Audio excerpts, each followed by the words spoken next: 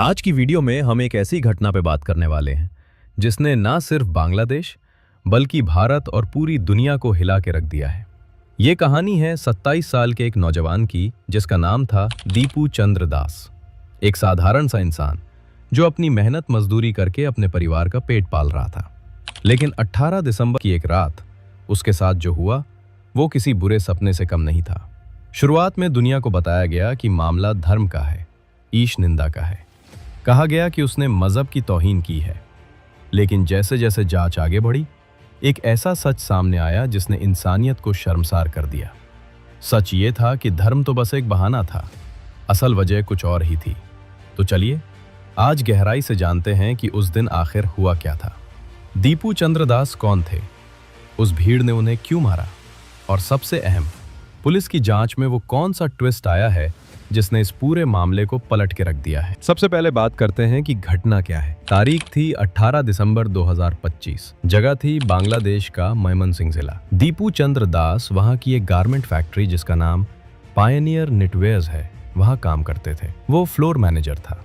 उनका काम था फैक्ट्री में प्रोडक्शन देखना और मजदूरों से काम करवाना। वो अपने परिवार के साथ एक किराए के मकान में रहते थे। उस दिन शाम को अचानक खबरें आने लगीं कि दीपू दास ने पैगंबर साहब के खिलाफ कुछ अपमानजनक शब्द कहे हैं। देखते ही देखते ये खबर जंगल की आग की तरह फैल गई। सोशल मीडिया और व्हाट्सएप के जरिए लोगों को इकट्ठा किया गया। एक बड़ी भीड़ ने दीपू को घेर रखा है। वो रहम की भीख मांग रहा है, हाथ जोड़ रहा है, लेकिन भीड़ के सिर पर खून सवार था।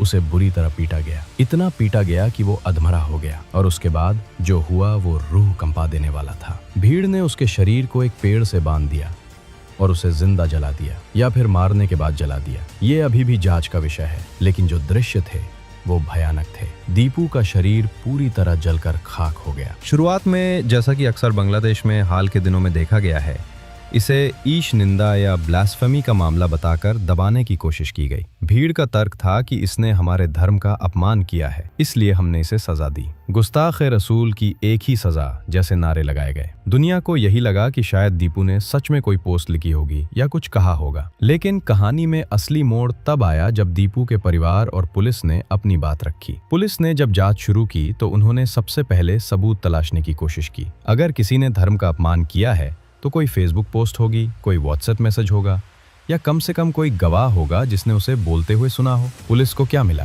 कुछ भी नहीं। जी हाँ, कुछ नहीं। मयमनसिंह के पुलिस अधिकारियों और रैपिड एक्शन बटालियन ने साफ कर दिया कि उन्हें दीपू के फोन में, सोशल मीडिया पर या किसी भी गवाह के पास ऐसा कोई सबूत नहीं मिला जिससे ये साबित हो कि उसने ईश निंदा की थी। तो फिर उसे मारा क्यों गया? यहीं पर आता है इस केस का सबसे खौफनाक पहलू। पुलिस और दीपू के भाई अपू रविदास के बयानों के मुताबिक ये मामला धर्म का था ही नहीं। ये मामला था ऑफिस की राजनीति और बदले का। दीपू दास अपनी फैक्ट्री में तरक्की करने वाला था।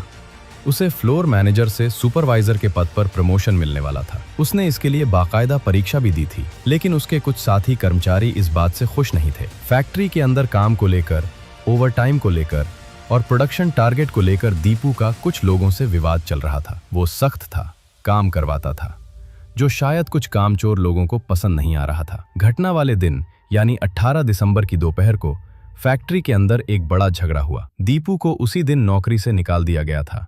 उसे इस्तीफा देने पर मजबूर किया गया। जब वो फैक्ट्री से बाहर निकला तो जिन लोगों से उसका झगड़ा था उन्होंने उसे घेर लिया। अगर वो उसे सिर्फ मारते तो ये एक साधारण मर्डर केस बनता। पुलिस आती, जांच होती और आरोपी पकड़े जाते। लेकिन आरोपियों ने बहुत शातिराना चाल चली। उन्होंने अपनी निजी दुश्मनी को धार्मिक रंग दे दिया। उन्हें पता था कि बांग्लादेश में अगर आप किसी पर ईश निंदा का आरोप लगा दें तो भीड़ बिना सोचे समझे उसे मार डालेगी और कोई सवाल भी नहीं पूछेगा। उन्होंने शोर मचाना शुरू कर दिया कि दीपू ने धर्म को गाली दी है। बस फिर क्या था? जो लोग दीपू को जानते भी नहीं थे, जिनका उससे कोई लेना देना नहीं था, वो भी धर्म बचाने के नाम पर उस भीड़ का हिस्सा बन गए। जब सच सामने आया कि ईश निंदा का कोई सबूत नहीं है तो प्रशासन पर दबाव बहुत बढ़ गया। बांग्लादेश की पुलिस ने इस मामले में कार्रवाई शुरू की। मयमनसिंह पुलिस और सुरक्षा एजेंसियों ने छापेमारी की और अब तक करीब 12 लोगों को गिरफ्तार किया गया है। ये वो लोग थे जो वीडियो में दीपू को पीटते हुए या भीड़ को उकसाते हुए दिखे थे। पुलिस ने अपनी शुरुआती रिपोर्ट में साफ कर दिया है कि ये हत्या प्लान्ड लग रही है,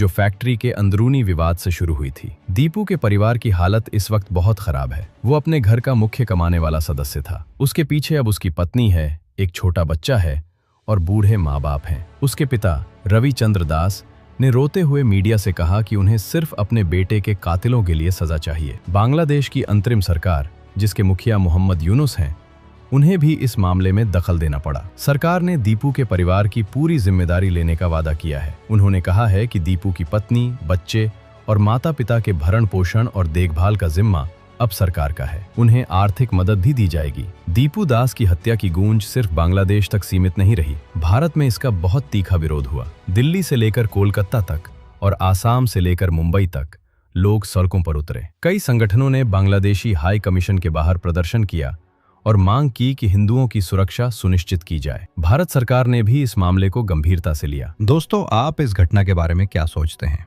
क्या आपको लगता है कि भीड़ द्वारा की गई ऐसी हिंसा को रोकने के लिए अंतर्राष्ट्रीय स्तर पर कोई सख्त कानून होना चाहिए? अपनी राय हमें कमेंट्स में जरूर बताएं।